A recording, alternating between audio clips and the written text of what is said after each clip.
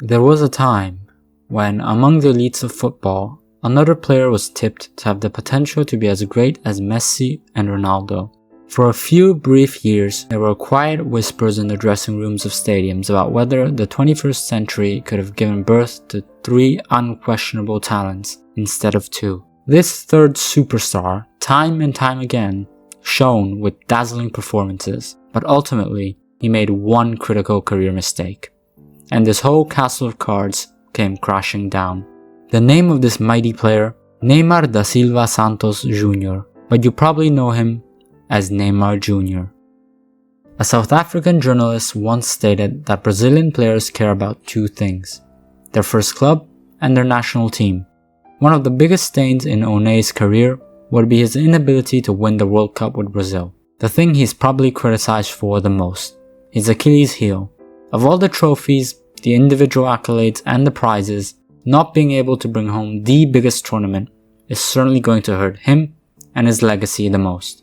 But let's be fair and note another thing. A lot of big Brazilian superstars, the likes of Kaká and Ronaldinho, they had 6-7 years at the top?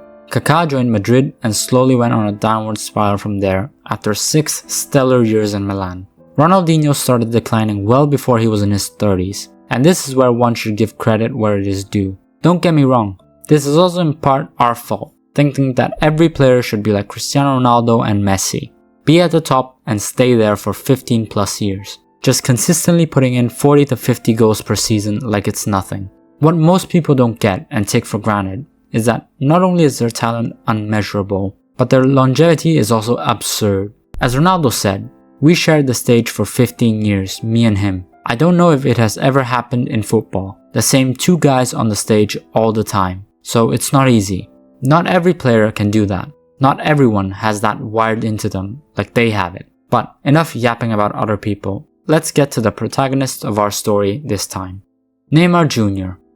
One of the few players to score 100 goals for 3 different clubs. Highest scoring Brazilian player in the Champions League. One of 13 players to win both the CL and the Copa Libertadores. And the only player to score in both finals.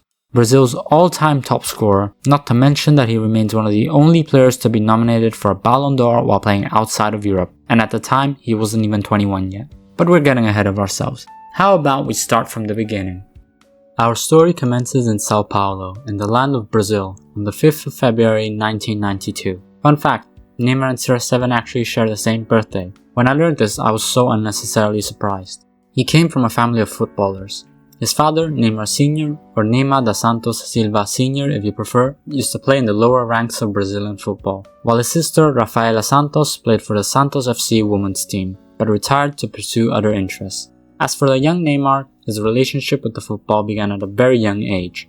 By the time he was 3, the beautiful game had already captivated him. One of the people credited with discovering him is Betinho, his first coach. Actually, the same person that discovered Milan and City player Robinho. He found him during a beach game that was being played, in which he noticed this young boy who was moving quick with this ball at his feet for his age. He then approached his parents asking if he could take him to train with him, and thus a star was born. A path carved through destiny has begun, as Neymar joined the futsal team Grêmio. One of the things that came up the most while doing research for this video is how people talk about his playing style. Almost everybody says that Neymar plays with this sort of Brazilian swing. At the time, that's what people called it. But later on, it would be birthed with a much more emblematic name, Jogo Bonito, or the beautiful game.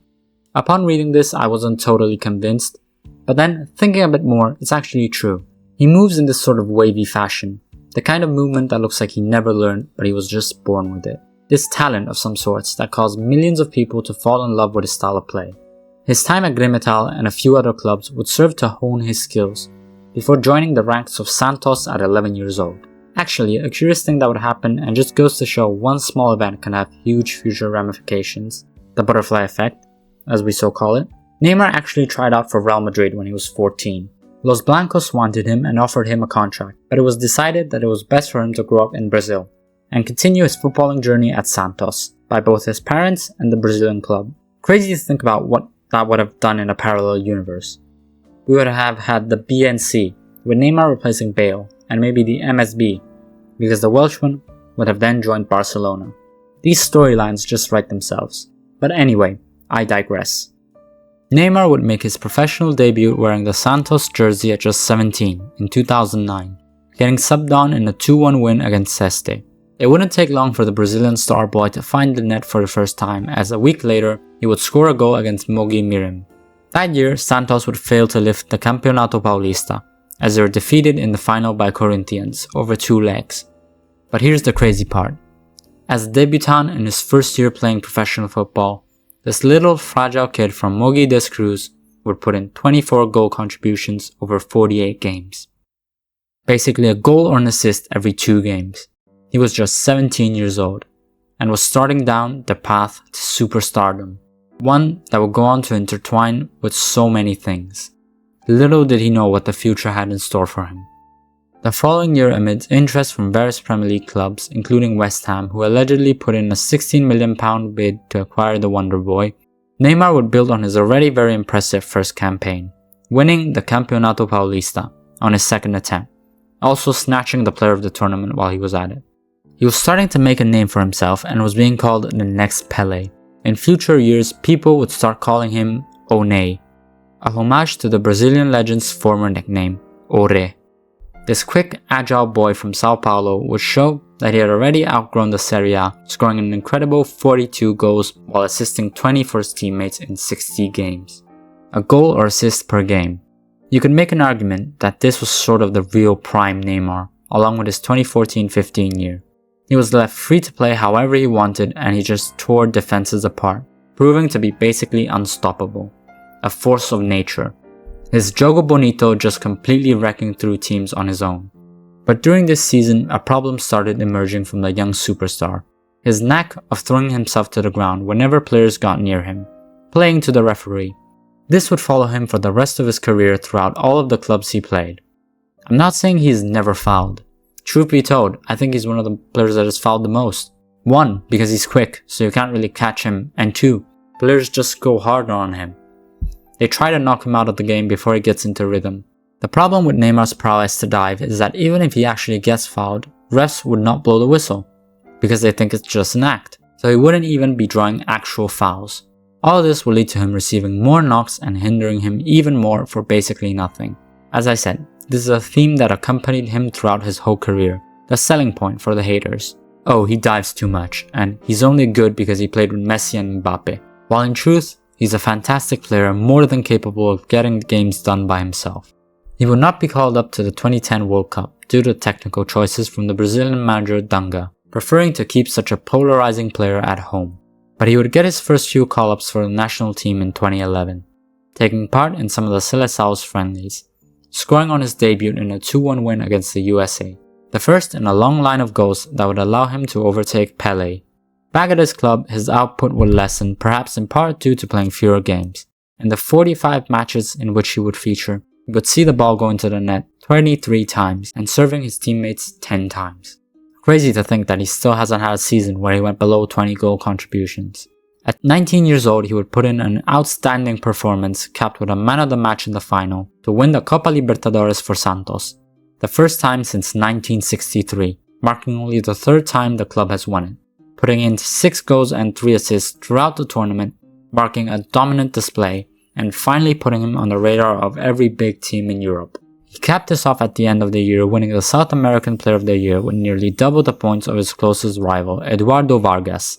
A very interesting event from this year was his first taste of the bright lights of the Camp Nou during a Club World Cup final against Barcelona. The highlight of this game was a showdown between the two South American talents, Lionel Messi, who alongside a brilliant Barcelona team under the watchful eye of Pep Guardiola, was proving to be one of the best players in the world, against a Santos team that was on the wings of Neymar, the brightest talent out of Brazil, who was becoming hard to ignore as he kept putting in incredible performances. Barca would beat Santos 4-0, sending the Brazilians home without a party. But one cannot say that, from that game, he hadn't started to wonder about the possibility to play again in that stadium. In 2012, he would score for the 100th time the day of his 20th birthday in a game against Palmeiras, and would win South American Footballer of the Year for the 2nd time in a row. Santos would be defeated in the semi-finals of the Copa Libertadores, but they would still be able to win the Campeonato Paulista, with Neymar being voted Player of the Tournament and would also come in 3rd at the Puskás Awards.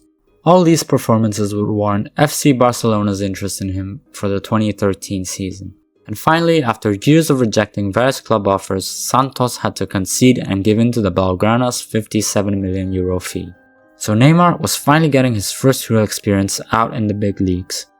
He would be unveiled in a Camp Nou filled with 56,500 fans, curious to finally see this Brazilian superstar perform in La Liga.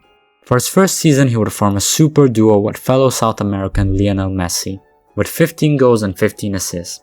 He would not achieve domestic success as Barcelona bottled the league on the final day against Atletico Madrid. Also, he would sit out for a few months with problems to his ankle and his foot. But he would get his debut in the Champions League with an assist in his first game, a 4-0 win against Celtic. Barca wouldn't make it far, crashing out in the quarterfinals, but Neymar still contributed with some crowning moments, like a hat-trick in the return fixture again against his Scottish team, claiming his first match ball in his time at Barcelona. His name was beginning to strike fear in his opponents, but then, in the summer, came his first real test as a player, the 2014 FIFA World Cup. I still remember before this tournament how much he was hyped up, rightfully so, as Brazil had a pretty stacked squad, playing at home with him wearing the famous number 10 on his back. This was going to be his first major tournament representing the Seleção. Also, they had a pretty easy draw in their group. People were calling on him to put in and prove that he was the player everyone claimed he was. This generational talent that was going to make them win their 6th World Cup. Their second of the 2000 after success in 2002. They would make light work of their group, coming out with 7 points, scoring 7 goals. Neymar would be responsible for 4 of those, with 2 braces against Croatia and Cameroon. In the round of 16, they would get past a very tricky Chilean team on penalties, before the defining moment of Brazil's World Cup. An absurd tackle by Juan Zuniga with his knees to the Brazilian's back, nearly taking away the 22-year-old's ability to walk. Fortunately, that was not the case, but he still sustained a heavy injury and had to be stretchered off. The day this happened, it was the talk of the town, with people sensing that maybe, just maybe, they had witnessed Brazil's chance of winning the tournament go down slightly. But they were certainly not expecting what was going to happen next. The following games were the worst ever from them in a World Cup, crumbling in the 2 matches where their star boy didn't play. A 7-1 defeat to Germany, humiliated in front of their own fans. Their speed and quick dribbles helpless to the German rigor and organization, sending them to the playoff finals for the 3rd and 4th place. It was certainly not the finals they were hoping to play, but still a small chance at getting any redemption, to prove that the semi-final against Die Mannschaft was only a fluke, a one-off performance. In front of a bronze medal at their home World Cup would lay the Netherlands, who saw their opportunities of getting to the final thwarted by a penalty shootout against Argentina. Brazil would again fail to materialize anything, losing 3-0. They wouldn't even be given the satisfaction of standing on their podium at their home. Neymar would still finish 3rd in the standings for top scorer, and the injury itself wouldn't keep him out for long, as he had to sit still for a month. But this humiliation Brazil suffered would not be forgotten so easily. He would recover in time to start Barca's La Liga campaign. Before, I talked about Neymar's prime.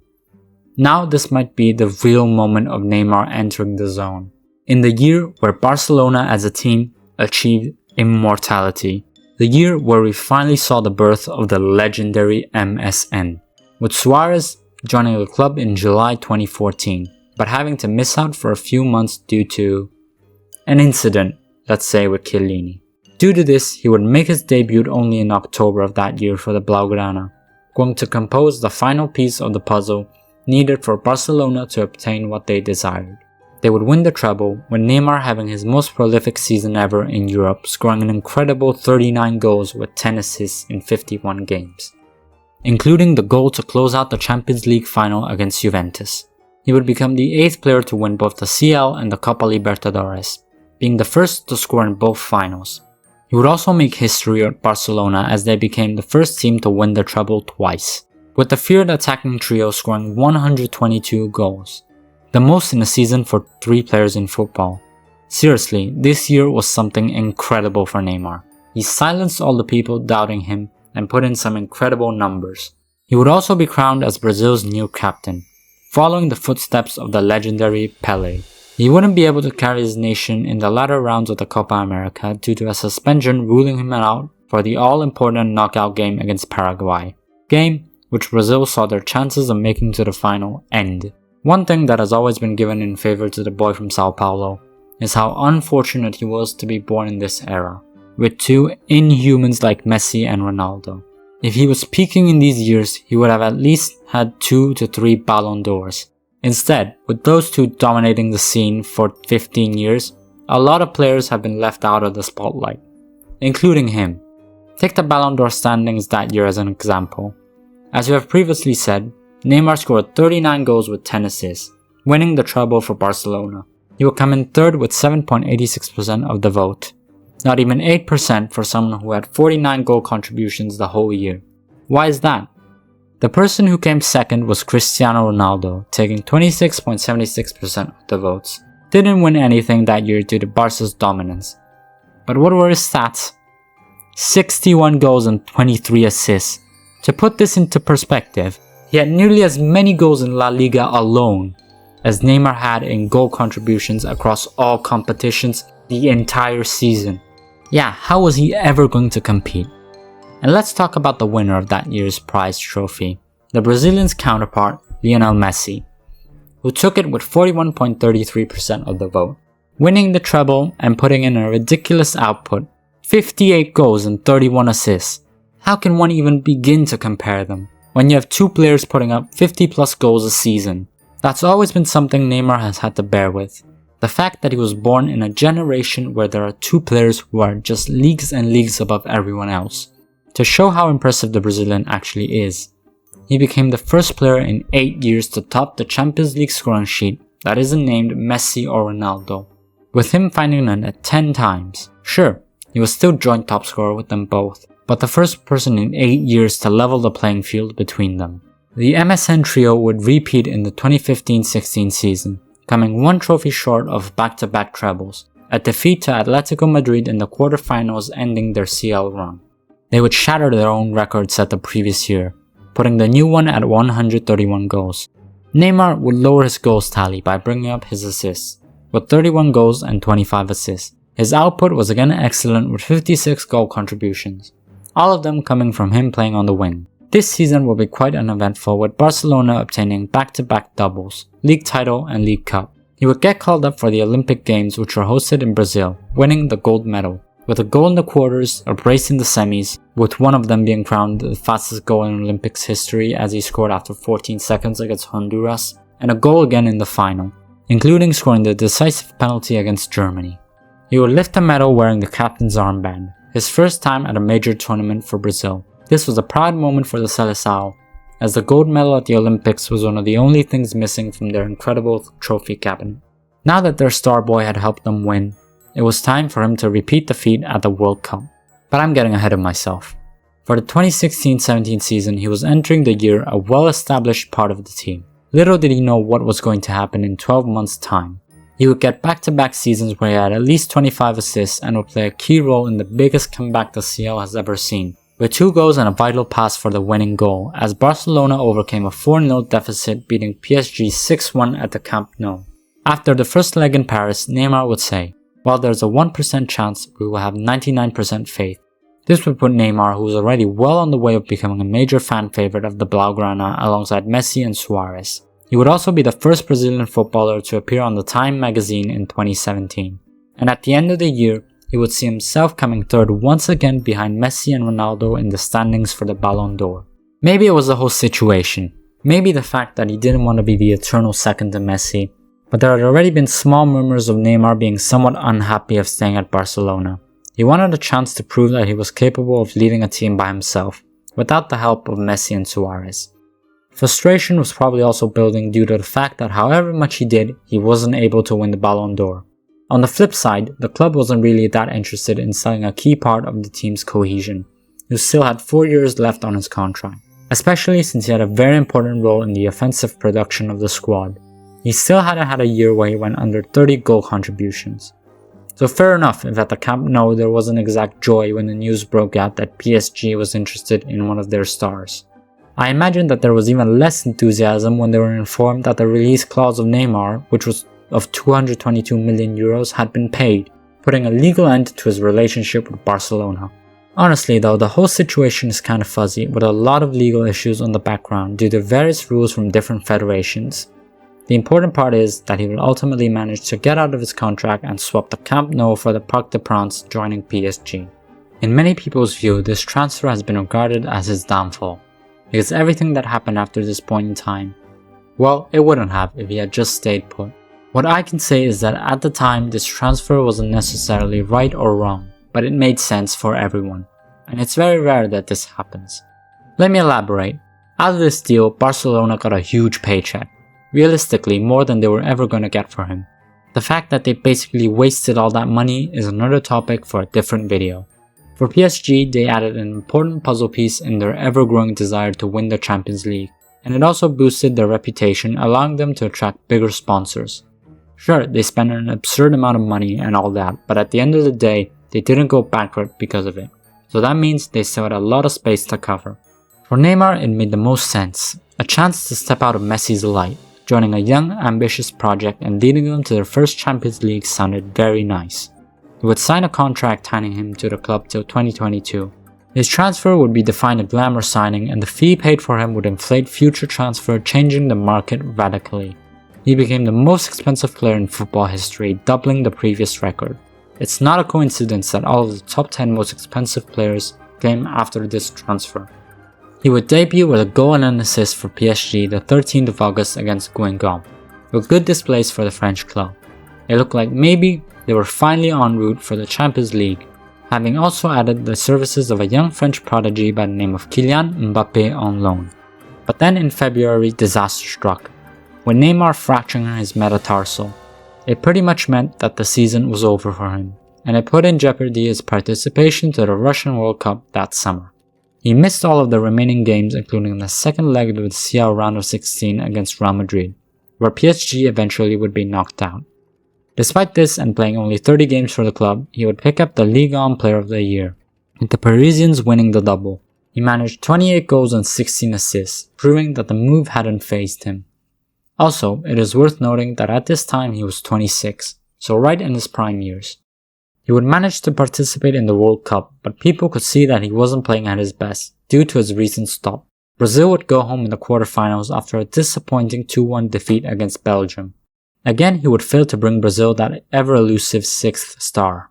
He would play through the whole tournament, but the ghost of his previous injuries still haunted him during the competition.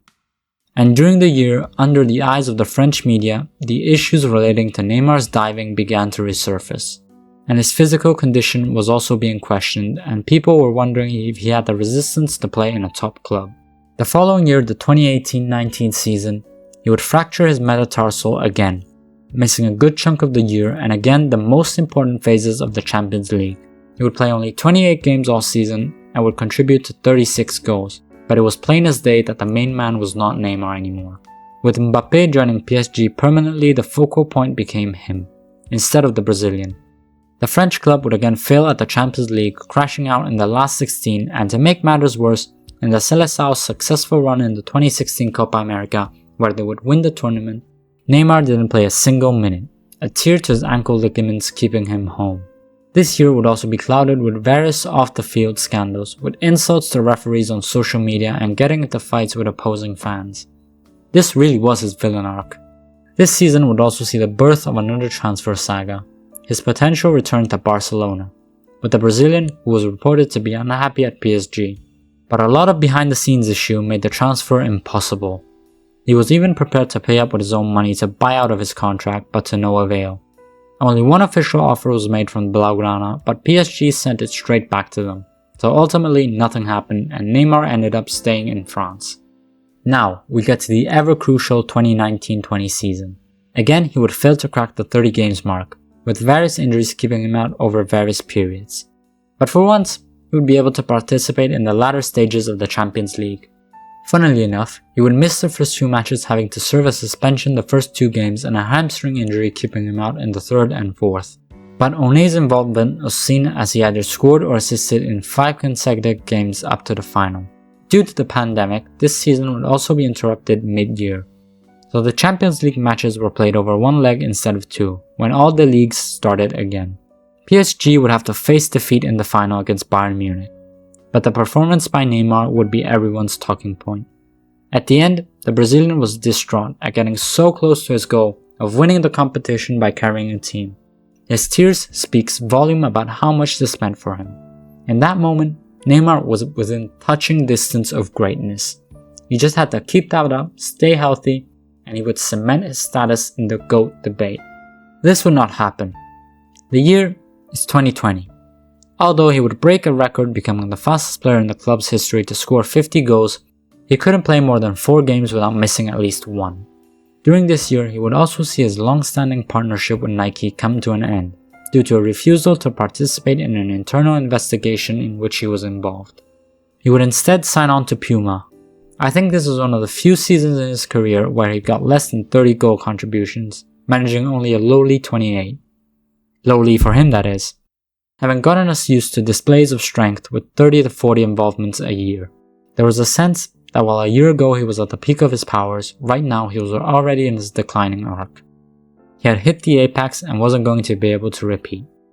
At the time, he was still very young, 28 years old, which is still good for a footballer.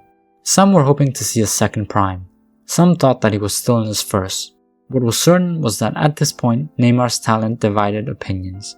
But the wind was good enough for PSG, who decided to give Neymar a few more years at the club, signing a contract with him that would keep him in France till 2025. But then suddenly, in the summer, some things changed.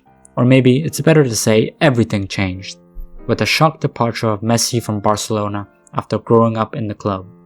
Suddenly it was being said that a move to Paris might be on the table, and on the 10th of August the news that people were waiting for arrived. Lionel Messi was leaving Catalonia and reuniting with Neymar in Paris, forming another, this time less thunderous trio with Mbappe and the Brazilian, the MNM. This partnership turned out to be a failure, with one of the worst seasons from Neymar ever. 13 goals and 8 assists confirming his decline. He knew he just had to stay healthy and he would have had the chance to win the upcoming World Cup in December held in Qatar.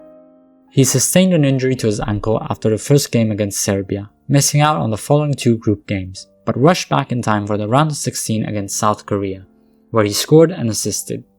In the quarterfinals he would find the net again, but the Croatians would be a bit too much for them to handle, knocking them out of the tournament on penalties. So for the 3rd time, One failed to even get them to the finals. The closest they got was a 4th place in 2014, when Neymar still showed all that potential at 22. The Brazilians would be fuming at this point. The last time they won the World Cup was 20 years ago. Far too much for a nation accustomed with this tournament. What was worse, in the following years they had never made the finals even once. That was disgraceful. Who was made the scapegoat? Their prodigy, the one wearing the captain's armband, Neymar Jr. So returning to his club, he was in a state of unrest. Champions League would again prove to be a failure, being knocked out by Real Madrid in the last 16. It was much new season, same old. He had to sit out a lot of games, not being able to touch the 30 games mark again. He would score against Nantes in a 3-1 defeat on his return from injury, and at the end of the year, he would win his 4th league title since arriving. But each season, he just missed out on the trophy that was most important for the French. He would get one final try in his final year at the club. He started the season in incredible fashion.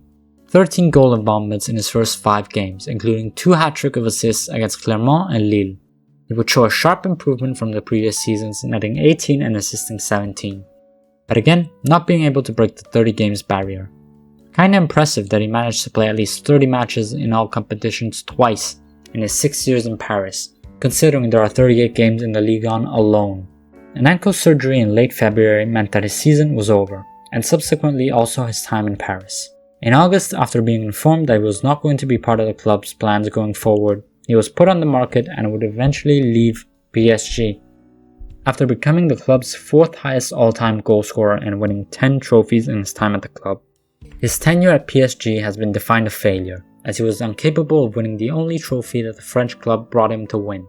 He still leaves as one of the most successful players to represent the club with a 0.69 goal per game ratio, trailing only Mbappe, who is at 0.80. But he would also leave with a lot of antics, including being allegedly spotted in Monaco while his teammates were celebrating their title win together.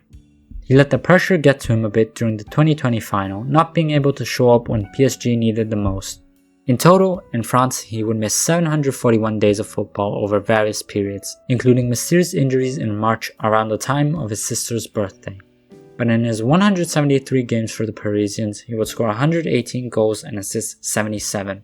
An offer worth 90 million euros would be put on the table from Saudi club Al Hilal, with a very lucrative contract bonuses for him. So on the 15th of August, he would be off to Saudi Arabia, where he still plays to this day. Phew, that was a deep dive. Neymar is certainly one of the most polarizing players in football, as I've already said. His undoubted capabilities with the ball have never been questioned. It must also be said that he ruined himself with cheap tricks and forcing the referee's hand more often than not. Overall, his career at this point has been a successful one, with his tenure at Barcelona especially impressive, considering that in every season he has been in Europe, he has always had at least 20 goal contributions. It would be interesting to see what would have happened if Neymar kept faith in Barca and decided to say no to PSG staying in Spain. What would have become of him? He might have been able to win that Ballon d'Or he always desired.